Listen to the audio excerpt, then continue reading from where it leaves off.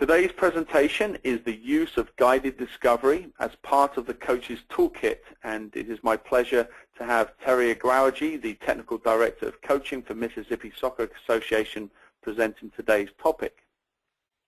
Terry is the Technical Director of Mississippi Soccer Association and a consultant for the NSCAA's Club Standards Project. After a successful playing career at Reinhardt College, he became an assistant coach at Keenshaw State University. He then moved to Sugar Land in Texas, where he served as the DOC for Fusion Soccer Club and was on the South Texas Youth Soccer Association instructional staff. Terry holds a master's degree in sports management and a doctorate degree in education. He holds an NSCAA's Premier Diploma, a USSF A license, and a UEFA B badge. He is the author of Bridging the Gender Gap in Sports Leadership and co-author of Developing a Model Soccer Club. Welcome, Terry, to the presentation.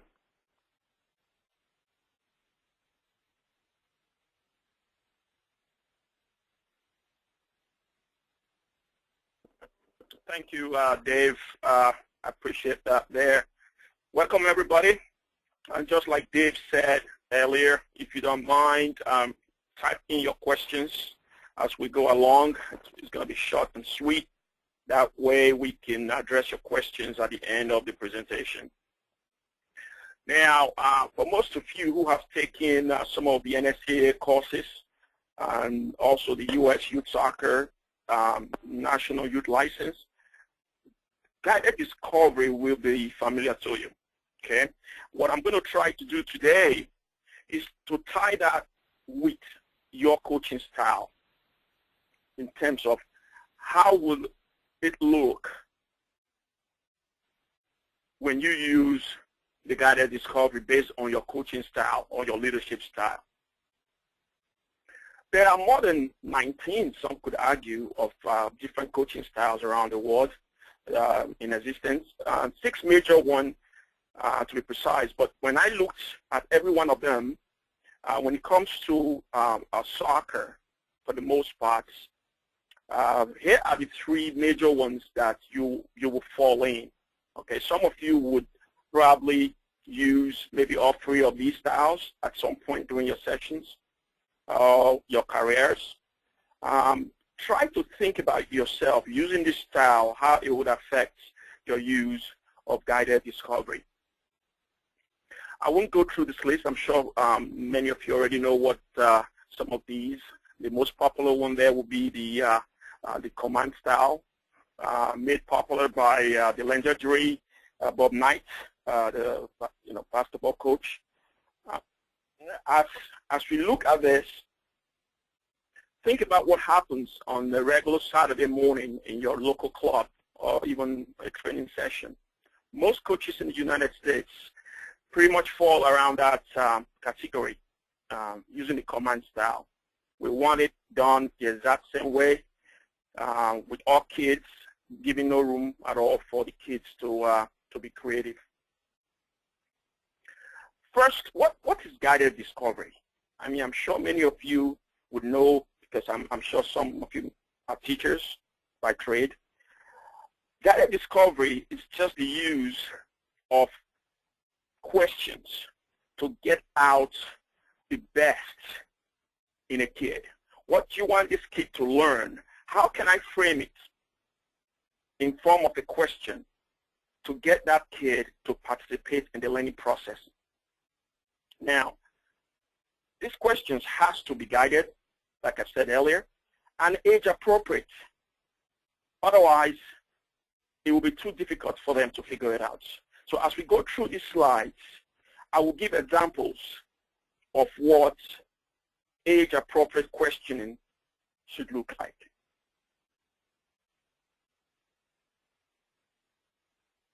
And there's no doubt in your mind, I'm sure any of you listening, that the use of guided discovery has its benefits.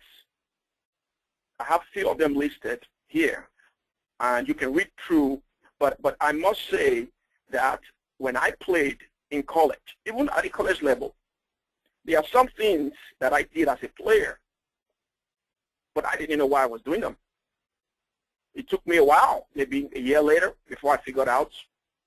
So trying to help your players understand what you want them to learn on the soccer field, you have to find a way to use your questioning to get them to be active learners, okay? Real-time active learners. So they are not just passing the ball out wide because the coach said I should do it, but they need to know why they're doing it. That would empower them and, of course, help them in making better decisions.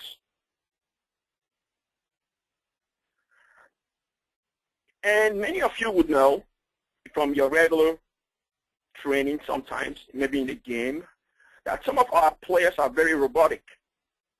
They are very robotic. They know when the ball is coming down the flank, we have to push it out wide. Okay? It's not always true. We don't have to go out wide all the time. So with the help of guided discovery, your players should be able to, at some point, learn what you are telling them to do in real life, and they can adjust now. They can adjust as to what's happening with the opponent, where the ball is, where are my teammates. And guided discovery would help even for a U6 player. Now, the question is, what kind of a question will you be asking a U6 player, right? It could be as simple as what part of your foot do you want to make a short pass with? If you want to see your teammates in front of you, what do you have to do? Okay? Those are simple questions, but they are also real. It's practical. The player would understand what you're talking about. And most importantly, this is the part that I think is key. When you ask a player, where should you aim when shooting on goal? And they give you an answer, make sure you follow up by show me. So that way they are not only listening, hearing, they are actually doing it. So with those three learning objectives, they're hearing it, they're repeating it, and they are doing it in terms of a demo, it will stick. And of course, for the older players that you will have, here are some questions you could ask them. Why should we press high up the field? How can we switch the point of attack quickly or quicker? If you want your teammates to go forward, where do you want to pass the ball? Now, it will be a lot easier for some of us as coaches to say, hey, pass the ball forward. We are just solving the problem for the players when we do that, don't we? Okay? So instead of just telling the kid where to pass the ball, why not frame it to where he will now have to think about what he's doing?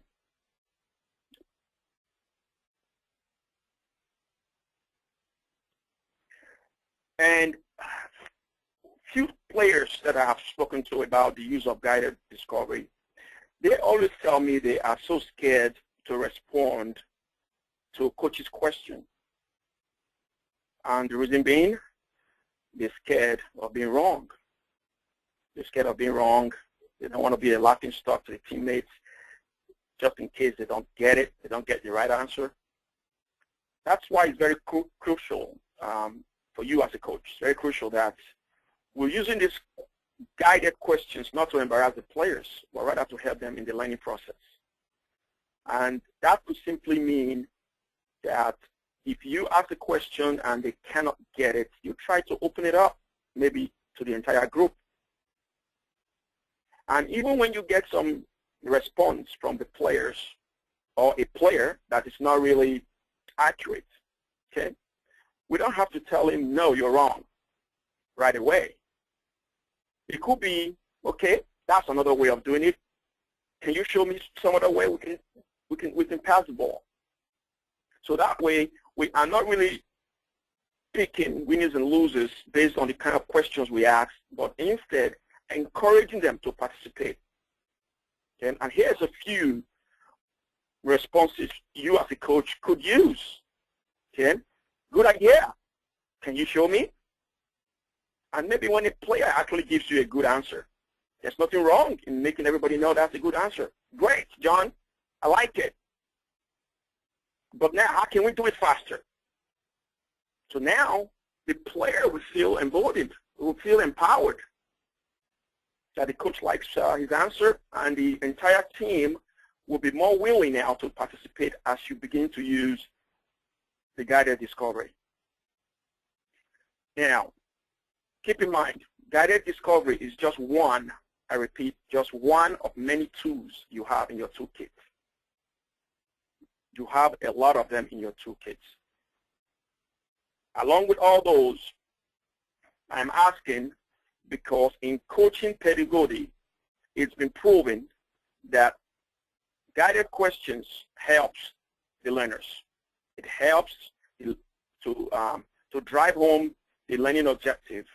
And I believe as coaches, we should also use this for our players. Now, here are some few things as a coach you want to keep in mind. Again, there's always a pitfall. There's pitfalls whenever we coach, right? There are some few techniques here to ask these questions. Now, make sure that at least you have the attention of the players. It will amaze you how many times coaches are talking to players, but the players are standing behind him. So you need to take a proper position, make sure everybody can see your faces, your sunglasses off. You can see their faces and they can see your face, your eyeballs. There's eye contact as you go about asking these questions. And you also have to figure out when is a good time to use guided discovery. On a goal kick, throw in, maybe, a water break, or even during the game. You put the player aside to ask, maybe. So you as a coach have to pick out the best time to use guided discovery. And here's the one that a lot of young coaches, as I travel around doing the U.S. youth soccer license, national youth, is coaches tend to ask too many questions, too many sequential questions at one time. That will confuse some players. It will become meaningless if you have to ask 6 questions when they haven't even answered the first one. So be very picky and make sure you ask 1 question at a time. And in my opinion, I would even ask that you give them chance to show you. Give them time not only to respond, but to actually demo it. That way it will stick. And of course, don't be scared to rephrase your questions.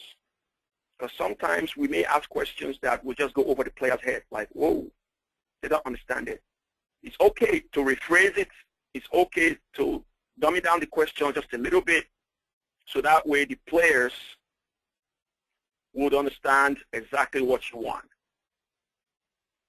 In conclusion, as a coach, you will at some point use several coaching styles, leadership style, whatever you want to call it. Knowing those ahead of time makes you an effective coach. Command style coach, for example, is very, very good in getting players back on track. And the cooperative style could be something you want to use when you're teaching a new skill, maybe around your technical warm-up or your small-sided activity before you get to the big picture of the game. You could use that to introduce new technique, new style. Then, of course, the submissive style of coaching. And I know for sure I use that a lot when I coached at the college level. I coached a girls' college team. And it's very effective. It's very effective. So you as a coach have to know your players and be able to bring out these tools from your toolkit at the right time. And of course, you have to understand the use of both the low and high order questions. And you have to know how to apply them. based on the age group you're coaching, the ability of your players, and what you're trying to get across.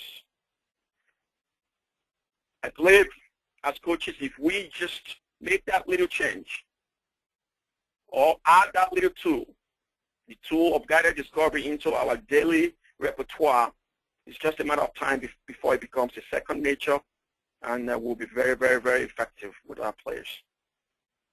I will pass this on now to Dave. I think he should be getting questions from you guys already, and I'll be happy to jump on those questions. And if I cannot get to all of them, we will put them up at group page, LinkedIn, and I will respond appropriately. Dave. Thank you, Terry.